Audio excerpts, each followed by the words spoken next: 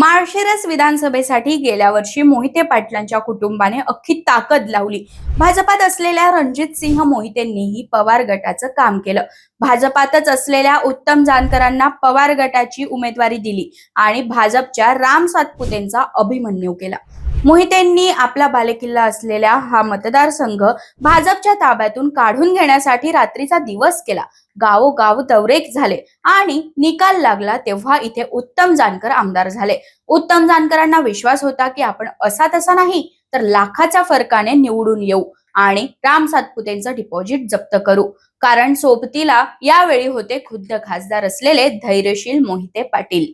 पण निकाल लागला तेव्हा हा फरक होता फक्त 13,000 आणि जानकरांनी पुन्हा राजीनामा देऊन निवडणूक लढवण्याची घोषणा केली. निकालानंतर तर मार्करवाडीत मेळावा घेऊन ईव्हीएम मध्ये घोळ झाला असल्याचा आरोप केला आणि राम सातपुतेंना एवढी मतं पडूच कशी शकतात या प्रश्नाने ते सैरभैर झाले. हा विधानसभेचा निकाल लागून वर्ष उलटल्यानंतर राम सातपुतेंनी जानकरांना वर्मी लागणारा घाव परत एकदा घातला आणि जिल्हा परिषद निवडणुकीत उत्तम रावांच्या मुलाचाच पराभव करून स्वतःच्या पत्नीला निवडून आणलं. ही लढत थेट राम सातपुते विरुद्ध उत्तम जानकर अशी दिसत असली तरी यात एंट्री झाली आहे ती मोहिते पाटलांची आणि राम सातपुतेंनी मोहिते पाटलांच्याही मागे आता पोलीस लावलेत.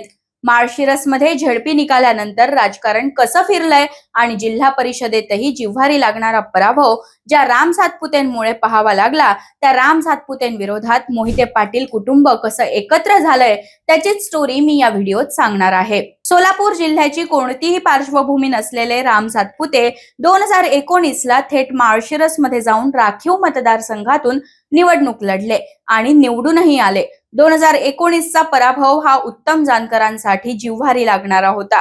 कारण मोहिते पाटलांची साथ नसूनही उत्तम जानकर फक्त 2,500 मतांनी पडले होते. उत्तम जानकर आणि मोहिते पाटलांचा या मतदारसंघात कायम 36 चा आकडा असायचा आणि त्यात आमदार इथे मोहिते पाटील गटाचा झालेला होता. एबीव्हीपी आणि संघाची पार्श्वभूमी असलेले तरुण तडफदार राम सातपुते आमदार झाले आणि माळशिरस अकलूज मधल्या मोहिते पाटलांच्याही सत्तेला ते आव्हान देऊ लागले. मोहिते पाटील कुटुंबाने गृहीत धरलं होतं की हा आपल्या बळावर निवडून आलेला आमदार आहे आणि आपण सांगू त्याच पद्धतीने कामं होतील. पण राम सातपुतेंनी मोहिते पाटलांचं ऐकणं बंद केलं आणि मुख्यमंत्र्यांच्या जवळचे बनले. मोहिते पाटलांपेक्षाही राम सातपुतेंचं वजन वाढलं होतं आणि विधान भवनापासून ते मंत्रालयापर्यंत मोहितेंऐवजी आता राम सातपुतेंचं ऐकलं जाऊ लागलं होतं. मोहिते पाटलांशी संबंधित ठेकेदारांनाही आता राम सातपुतेंनी ठरवलं तरच कामं भेटत होती. 5 वर्ष जाता जाता मोहिते पाटील आणि राम सातपुते यांच्यात एवढं खटकलं की मोहिते पाटील कुटुंब पुन्हा राष्ट्रवादीच्या जवळ गेलं. 2019च्या लोकसभा निवडणुकीत उत्तम जानकरांनी धैर्यशील मोहिते पाटलांना म्हाड्यातून खासदार होण्यासाठी साथ दिली आणि मोहिते पाटील कुटुंबाने पुन्हा कमबॅक केलं. पुढे 6 महिन्यांनी झालेल्या विधानसभा निवडणुकीत माळशिरस पुन्हा ताब्यात घेण्यासाठी मोहिते पाटलांनी उत्तम रावांना साथ देण्याचा निर्णय घेतला. लोकसभेत केलेल्या मदतीची ही परतफेड होती. चारही बाजूंनी घेरल्या गेलेल्या राम सातपुतेंचा इथे 13,000 मतांनी पराभव झाला. पण राम सातपुतेंना मिळालेली मतं ही इथला भाजपचा वाढलेला मतदार दाखवणारी होती. पराभवानंतरही राम सातपुते माळशिरस मध्ये पाय रोवून उभे राहिले. मोहितेंना अपेक्षित होतं की पराभवानंतर राम सातपुते पुन्हा निघून जातील, पण राम सातपुतेंनी पुढच्या निवडणुकांची तयारी सुरू केली. सोलापूरचे पालकमंत्री जयकुमार गोरेंशी असलेल्या मैत्रीच्या बळावर राम सातपुतेंची ताकद आमदारापेक्षाही जास्त वाटायला लागली.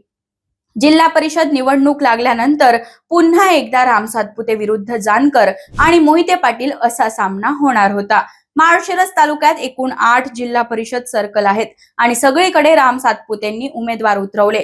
खरं तर माळशिरस आणि अकलूज हे मोहिते पाटील कुटुंबाचं वर्चस्व असलेले भाग आहेत आणि जानकरांचंही इथे मोठं वजन आहे. 2019 ला मोहिते पाटलांची साथ नसतानाही जानकरांनी 1,00,000 मतं घेतली होती. या जिल्हा परिषद निवडणुकीत राम सातपुतेंनी माळशिरस तालुक्यातल्या सर्व 8ही जागांवर उमेदवार उतरवले आणि मोहिते पाटलांना टक्कर दिली. प्रत्यक्षात निकाल लागला तेव्हा राम सातपुतेंचे फक्त 2 उमेदवार निवडून आले तर मोहिते पाटलांनी आणि जानकरांनी आपलं वर्चस्व सिद्ध केलं. पण ज्या 2 जागा गमावल्या त्या मोहिते आणि जानकर दोघांच्याही जिव्हारी लागणाऱ्या होत्या. दहिगाव मधून राम सातपुतेंनी पत्नीला निवडून आणलं आणि उत्तमराव जानकरांचा मुलगा जीवन जानकरचा दारुण पराभव झाला. दुसरीकडे मोहिते पाटील कुटुंबातल्या सदस्याचाही या निवडणुकीत पराभव झाला आणि अर्जुन सिंह मोहिते पाटील जे धैर्यशील मोहिते पाटलांचे चुलत भाऊ आहेत त्यांच्यावरही स्वतःच्याच बालेकिल्ल्यात पराभवाची नामुष्की ओढावली. धैर्यशील मोहिते पाटलांनी आपल्या भावाला 2 सर्कल मधून लढवलं होतं. त्यामुळे अर्जुन सिंह एका सर्कल मधून पडले असले तरी ते मात्र दुसऱ्या सर्कल मधून निवडून आले. राम सातपुतेंनी 2च विजय मिळवले आणि ते दोन्हीही जायंट किलर होते. या निकालानंतर राम सातपुतेंनी जो दावा केला त्याने माळशिरसचं राजकारण पुन्हा तापलंय.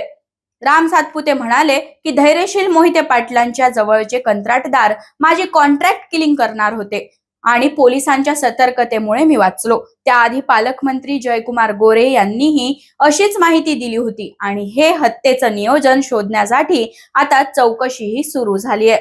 राम सातपुतेंनी फक्त आरोपच केले नाहीत तर त्यांनी थेट धैर्यशील मोहिते पाटलांचंही नाव घेतलंय. विधानसभेनंतरचा वाद अजून शमला नव्हता तरच जिल्हा परिषदेतल्या जिव्हारी लागणाऱ्या निकालानंतर मोहिते आणि राम सातपुते पुन्हा एकदा आमने सामने आलेत. तुम्हाला काय वाटतं? खरंच राम सातपुतेंच्या आरोपात तथ्य वाटतंय का? कमेंटमध्ये जरूर लिहा आणि अशाच व्हिडिओसाठी story.com ला नक्कीच सबस्क्राईब करा.